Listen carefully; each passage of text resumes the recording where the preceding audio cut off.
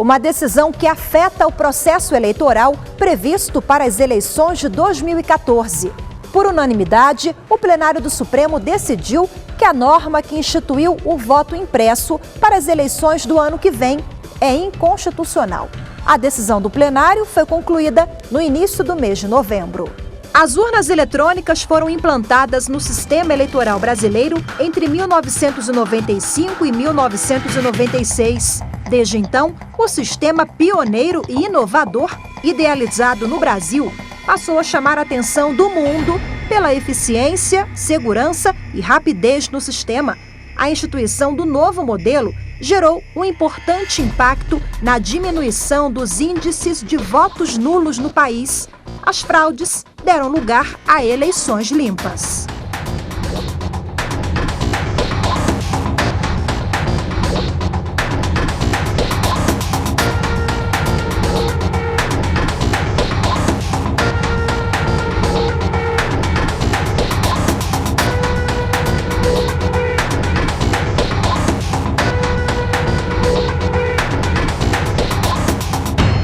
A história brasileira registrou vícios não pequenos nos processos eleitorais. A vulnerabilidade do voto era maior pela possibilidade de cobrança feita ao eleitor por pessoas que, imoralmente, cobravam o esclarecimento de ilícitos acordos firmados e a cobrança de, aspas, escusos compromissos, o que somente deixou de ser possível, a cada vez mais, com o sistema de votação eletrônico. As urnas eletrônicas se tornaram sinônimo de rapidez, progresso e segurança nas eleições. Mas como a busca por um sistema cada vez mais confiável deve ser sempre eterna, em 2009, uma lei criou o voto impresso, a partir das eleições de 2014. A Lei 12.034 de 2009 determinou a impressão do voto pela urna eletrônica, garantindo o total sigilo do voto do eleitor. Mas, para a Procuradoria-Geral da República, essa norma fere princípios constitucionais. O artigo 5º da Lei 12.034 de 2009, que cria o voto impresso, estava suspenso desde 2011, quando uma liminar foi concedida pela Suprema Corte. Os dispositivos foram questionados pelo Ministério Público Federal na ação direta de inconstitucionalidade número 4.543. A história das eleições no Brasil, como é notório, constitui um longo e bem-sucedido percurso de constante aperfeiçoamento, de permanente aprimoramento na busca da rigidez dos pleitos, com a crescente lisura dos seus resultados. Caminhamos, todos sabemos, das eleições a bico de pena da República Velha para a experiência magnífica das urnas eletrônicas, com apurações extremamente rápidas e resultados confiáveis. Claro, é imprescindível auditar permanentemente o sistema de votação, investigando criteriosamente quaisquer possibilidades de falha que possam comprometer essa rigidez buscada, que possam comprometer a lisura por todos desejada. O que se pretendeu, na verdade, foi a garantia de verificabilidade do voto pelo eleitor. Vale dizer, a adoção de medidas que assegurem ao eleitor que o seu voto seja devidamente registrado e contabilizado. Ocorre que tais medidas podem propiciar condições evidentemente não intencionais de quebra do sigilo de voto e comprometendo a própria finalidade desse aperfeiçoamento pretendido. O parágrafo 2º da lei dispõe que, após a confirmação final do voto pelo eleitor, a urna eletrônica imprimirá um número único de identificação do voto associado à sua própria assinatura digital. Já o parágrafo 5º permite o uso de identificação do eleitor por sua biometria ou pela digitação do seu nome ou número de eleitor, desde que a máquina de identificar não tenha nenhuma conexão com a urna eletrônica. A União fez juntar, a advocacia já fez juntar nos processos, assim como o amigo Scuri vários estudos que mostram as dificuldades, as fragilidades potenciais que um processo eleitoral tem em face de adotar exclusivamente um sistema virtual de controle, um sistema eletrônico de controle, sem permitir um sistema comparativo externo que permita, como a lei estabelece, permita, digamos, por amostragem, garantir a qualidade daquela aprovação, aquela, digamos assim, resultado por urna. E é isso que a lei propõe. Um dos pontos mais sensíveis dessa lei era em relação ao sigilo do voto. O advogado-geral da União defendeu que ele é preservado pela norma. O sigilo nesta opção legislativa não está violado. E não é violado porque a identificação, a assinatura eletrônica, não é a assinatura eletrônica do eleitor no voto, é a assinatura eletrônica da urna. O voto, ele é associado àquela urna eletrônica e não àquele eleitor determinado. Portanto, a impressão do voto com esse registro eletrônico não traduz numa violação do sigilo, exatamente porque não está identificado no voto impresso o eleitor. Se, com os mecanismos que nós temos, a luta é contínua para garantir essa liberdade e segredo do voto, imagine se nós tivermos um papel que também poderá ser fotografado antes de ser deslocado. O voto da relatora do processo, ministra Carmen Lúcia, foi seguido por todos os integrantes da Corte. Por unanimidade, os ministros do Supremo entenderam que o artigo da lei que cria o voto impresso a partir do ano que vem é inconstitucional. Daqui a pouco você acompanha os detalhes dessa decisão depois do intervalo.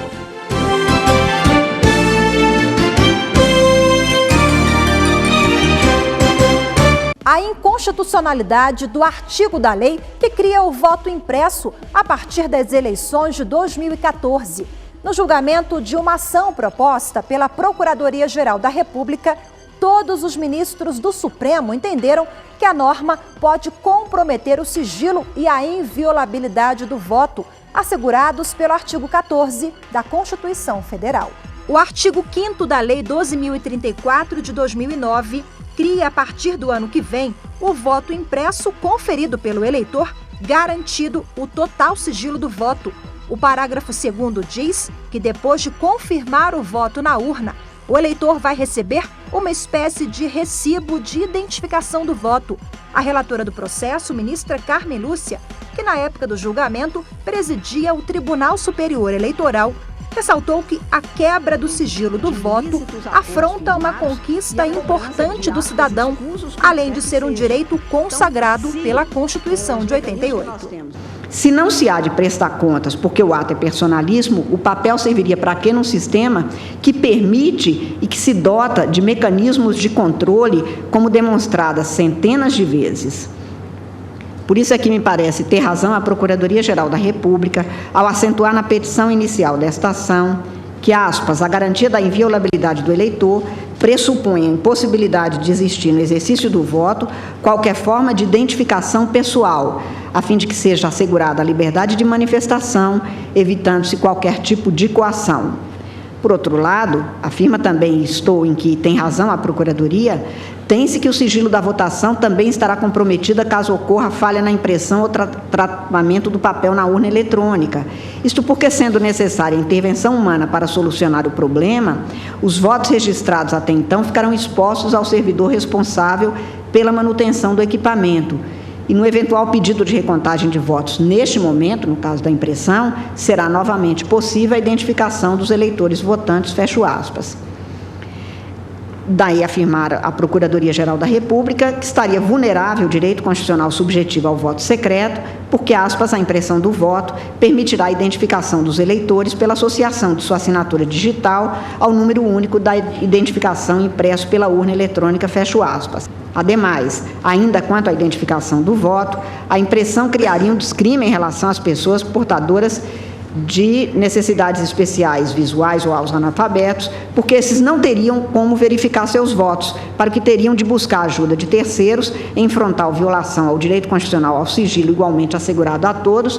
E eu aqui registro que as nossas urnas têm condições todas elas, de permitir que essas pessoas possam votar com absoluta autonomia e sem interferência de quem quer que seja. A relatora do processo também chamou a atenção para a importância das urnas eletrônicas para garantir o fim das fraudes e a lisura no processo eleitoral. Nas eleições de um ano atrás, de outubro, nós tivemos muitos problemas porque havia quem denunciasse que se exigia, por exemplo, de alguns eleitores que levassem o telefone celular para fotografar a urna e, com isso, se ter o controle de para quem ele tinha votado. Só para se ter uma ideia das dificuldades que nós temos para garantir a liberdade do eleitor e que ele não tenha que dar satisfação a quem quer que seja. O voto da ministra foi acompanhado por unanimidade. Todos defenderam a inconstitucionalidade do artigo da lei que criou a impressão do voto como comprovante para o eleitor nas eleições de 2014. Haveria um risco efetivo à confiabilidade do sistema eleitoral por diversas razões. A mais significativa parece ser a criação de um novo foco de vulnerabilidades, reabrindo-se a possibilidade de manipulação indevida das cédulas escritas, praga da qual, aliás, finalmente nos libertamos. Como é de conhecimento geral, o sistema eletrônico foi concebido justamente para superar ou minimizar esses riscos, sendo reconhecido mundialmente como modelo de inovação bem-sucedida. A reintrodução subsidiária de um sistema desacreditado não parece uma forma racional de agregar consistência ao mecanismo eletrônico. Pelo contrário. Durante esse julgamento, em vários momentos, nos votos, os ministros falaram sobre os avanços no processo eleitoral do país, sobre a importância do sigilo do voto e os possíveis impactos do voto impresso na democracia. Democracia é representada pelo binômio representação política e voto direto e secreto. Eu trago aqui lições de direito constitucional no sentido de que a Constituição Federal de 88, a reinaugurar no cenário político nacional a plenitude do regime democrático, firmou premissas sólidas para assegurar que a cidadania seja exercida pelo povo com base legitimante para toda e qualquer manifestação de poder. Assim é que dispõe o parágrafo único do artigo 1º da Constituição Federal, que todo poder emana do povo, que o exerce por meio de representantes eleitos ou diretamente nos termos desta Constituição, instituindo regime em que caminham de mãos dadas a representação política e a participação direta com formas de manifestação da vontade democrática, no dizer de José Afonso da Silva no seu curso de Direito Constitucional. Deste modo, tornar o voto, considerado como instituto jurídico absolutamente desprotegido das interferências advindas do legislador ordinário ou mesmo do legislador constitucional, resultaria, em última análise, em fraudar a própria integridade do regime democrático, contaminando-a em sua raiz. A mera possibilidade teórica, ainda que mínima, de que o sigilo do ato de votação se torne devassável, basta, a meu juízo, para legitimar a formulação por parte desta Corte de um juízo de inconstitucionalidade.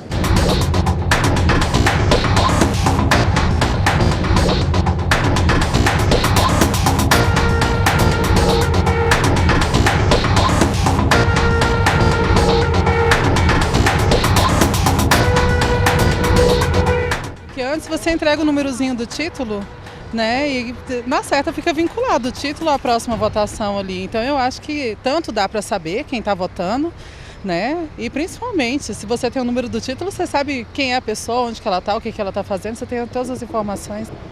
Eu tenho minhas dúvidas com a urna, sim. Ainda mais tá tendo debate aí impresso, né? A gente, para ter mais um controle a mais, fica aquela dúvida, será que meu voto realmente foi para aquela pessoa ou se houve uma manipulação e não teve, meu voto não foi realmente para quem eu votei. Os ministros também ressaltaram os motivos que garantem a segurança das urnas eletrônicas e as auditorias realizadas pelos sistemas. Todos os votos são contabilizados e auditados por um sistema eletrônico, sem prejuízo ao sigilo do voto do eleitor. A urna eletrônica disporá de recursos que, mediante assinatura digital, permitam o registro digital de cada voto e a identificação da urna em que foi registrado, resguardado o anonimato do eleitor. Então, é um sistema eletrônico que embaralha os votos, mas que permite, numa eventual dúvida, a recontagem desses votos numa urna determinada. E nós temos uma vedação na Justiça Eleitoral de empréstimo das urnas que ficam, durante um certo tempo, impossibilitadas de serem transferidas a quem quer que seja, e é possível transferi-la, por exemplo, para a Ordem dos Advogados, para que se façam eleições nesta corporação profissional e para outras entidades, mas justamente há um período em que as urnas ficam, digamos assim, de quarentena, para que, numa eventual impugnação, esse registro digital de votos seja acionado e, eventual dúvida, possa ser dirimida. O sistema hoje já é dotado de inúmeras cautelas, o ministro Lewandowski acaba também de fazer referência, que permite essa contraprova, essa necessidade eventual de verificação, e isso já se dá pelo meio eletrônico. Para o presidente do tribunal, ministro Joaquim Barbosa, uma decisão favorável ao voto impresso seria um retrocesso no país. Constituiria um retrocesso incalculável colocar em risco essa norma com o acolhimento dessa pretensão que não data de hoje, né? Essa tentativa de fragilizar o sistema de voto da urna eletrônica que adotamos aqui no nosso país há cerca de 20 anos. Acredito que é importante a auditoria das urnas, a intenção da Lei 2034, quando traz essa questão da possibilidade de se auditar as urnas por meio da impressão, a intenção é válida. O problema é a forma como foi previsto, a forma do processo eleitoral se dar com voto eletrônico e toda essa conquista que isso representa não seria conveniente e proporcional voltar atrás para ter um voto impresso, porque a gente retoma aí as cédulas que eram um instrumento que, naquele momento, era o único possível, mas que realmente não funcionam com tanta eficiência como funciona a urna eletrônica. Os números das urnas eletrônicas no país, os resultados que elas trouxeram depois que foram implantadas na década de 90. Essas e outras informações sobre o assunto você vai ver no próximo bloco.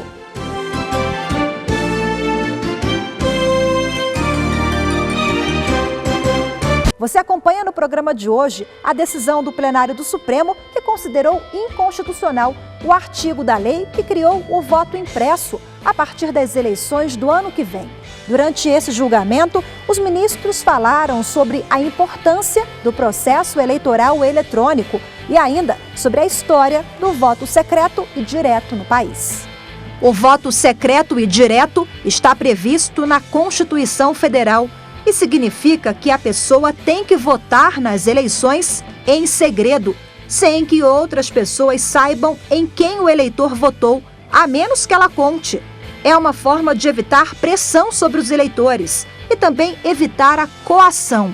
No Brasil, este tipo de voto foi implantado em experiência ainda na década de 20, durante uma eleição suplementar para vereador em Minas Gerais. Foi institucionalizado em 1932 pelo primeiro Código Eleitoral do Brasil. A votação secreta tem o objetivo de proibir fraudes, como a compra de votos, e garantir a democracia total. No início do século XX, quando o voto era aberto, ele era controlado por coronéis. Naquela época, ninguém podia votar diferente do candidato do coronel. senão sofreria alguma represália. Isso ficou conhecido na história como o voto de cabresto.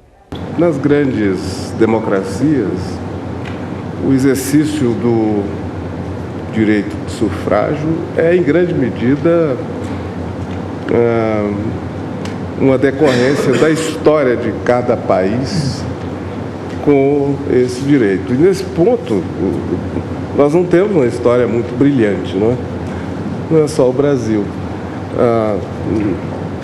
Basta que lembremos do voto de cabresto, não é? Bico de pena. Do voto bico de pena, não é? Enfim, as tentativas de excluir parcelas consideráveis também da população do direito de voto.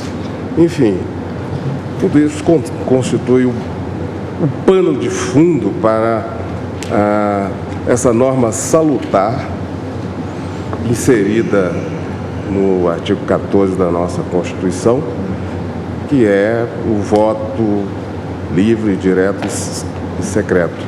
Em 1996, quando a urna eletrônica foi usada pela primeira vez numa eleição no Brasil, o processo eleitoral se tornou mais confiável e a apuração bem mais rápida.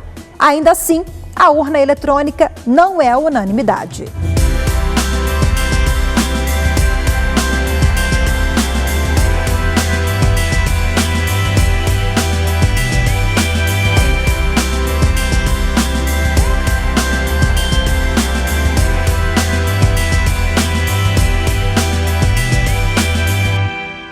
A eletrônica ela pode ser manipulada, mas também votar igual antigamente também não ia dar muito lucro, não. A tecnologia criada no Brasil e o mundo todo copiou. Acho que ela é eficiente porque é segura, né? De acordo com o Tribunal Superior Eleitoral, o TSE, hoje são 450 mil urnas que durante as eleições estão em operação simultânea, garantindo que os 135 milhões de eleitores votem de forma segura e tenham resultados horas depois do pleito. Se o Supremo não tivesse declarado inconstitucional o artigo que criou o voto impresso, segundo o Ministério Público, os custos para o TSE seriam grandes. O tribunal teria que adaptar todos os sistemas à necessidade da impressão do voto impresso. Fica mais prático de contar os votos, a pessoa às vezes não tem, se você erra, você vê a pessoa ali, às vezes na cédula você erra, não tem como corrigir e tal, acho que é mais prático, sim. A urna eletrônica é eficiente? Não.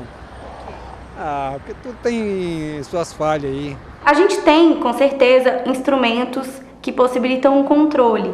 A gente tem a possibilidade, por exemplo, de lacração dos programas da urna. A gente tem, isso se dá de forma pública, os partidos são convidados, a própria OAB, e também a própria cerimônia de lacração das urnas, que também conta com a participação de quem quiser. A gente tem também na urna eletrônica um arquivo log, que é um arquivo que estabelece que absolutamente tudo que acontece na urna eletrônica, tanto de errado quanto de esperado, ele é registrado como se fosse um espelho de tudo que aconteceu naquela urna eletrônica. Então, por exemplo, a emissão da zerésima, quando é que começou a votação, quando é que encerrou a votação. Se o Supremo não tivesse declarado inconstitucional o artigo que criou o voto impresso, segundo o Ministério Público, os custos para o TSE seriam grandes. O tribunal teria que adaptar todos os sistemas à necessidade da impressão do voto impresso. Imprimir o voto não é uma coisa que